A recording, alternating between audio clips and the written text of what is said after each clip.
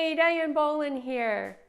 I have for you this week the next in our series of foundational movements that our bodies can do and some exercises and movements that we can work into our daily or weekly routines to strengthen these movements. So we have a lot of flexibility and mobility to do what we need to do or want to do in our everyday lives. This week, we're going to look at the lower body push and pull exercise, things you do every single day. So let's look at the muscle systems to begin with. The pushing muscles are generally the muscles on the front of our legs.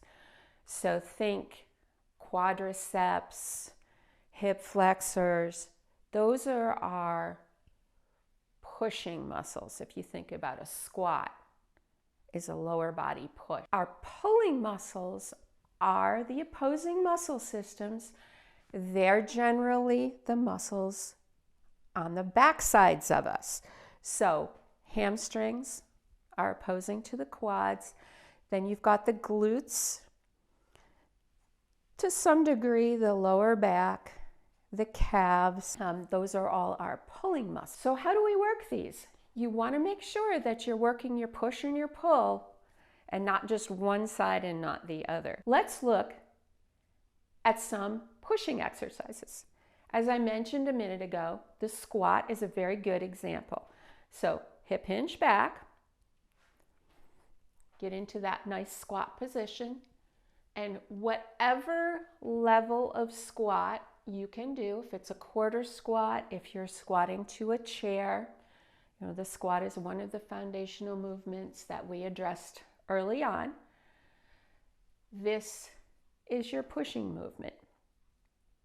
Now, a pulling movement to oppose that is going to be a good morning. Another hip hinge. So we're coming down and then we're pulling with our hamstrings and our glutes to pull up from that position. So we want to work the squat and the good morning. Another set of examples for the push and pull for the lower body. For your push, a lunge. So you're going to step out and step back. Step out, notice my position, and step back.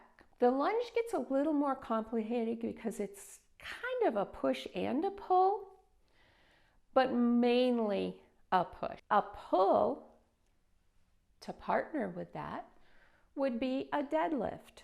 It could be a suitcase deadlift from the side. It could be a sumo deadlift from the front. Again, we're pulling with our hamstrings and the muscles on the back side of our body, which is sometimes called the posterior chain, to pull ourselves upright again. So if you think of being in a position and you need to pull yourself upright, that's a pulling movement. I want to talk about an area of the body that we don't spend a lot of time thinking about or talking about, but yet it is the base of our structure, and that is our lower leg. A lot of my clients have very strong, very tight calves. However, the muscles along the tibialis in the front are very weak. So you end up with a foot that doesn't quite work the way you want it to work. The way we strengthen that is, again, our opposing muscles. We want to pull our toes up towards our shin. That's our pull movement. And then the push is in the opposite direction. So if you think of a toe raise, that's a push. You're pushing up.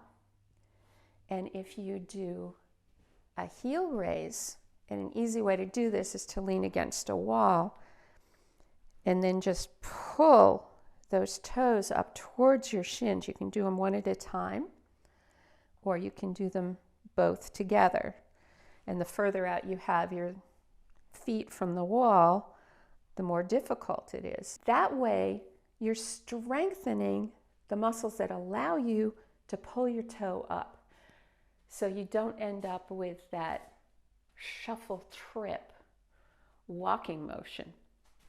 And next week, we're going to take a look at the final of our foundational movements, and that involves learning how to walk correctly. So make sure you tune in for that as well.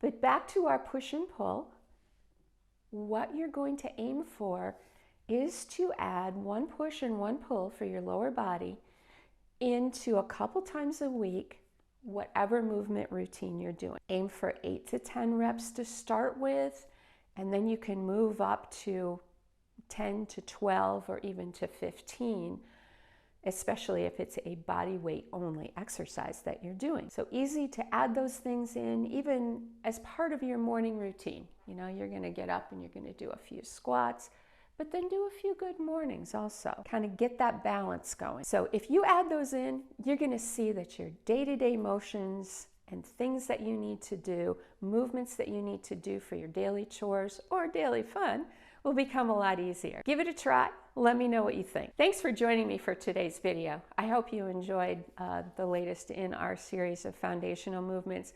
A question I've had come up a lot about arm day or leg day. You see and hear a lot about that in the gym, but it's really about the foundational movements and the compound movements that we need for everyday life. If you liked this, drop in the comments. Tell me what you'd like to see next. I do use those comments all the time to decide what content I'm going to provide for you guys in the future. Make sure you subscribe to my channel. That allows me to bring you all this exciting content that you have asked for. So subscribe, click the notification button, and most importantly, see you next week.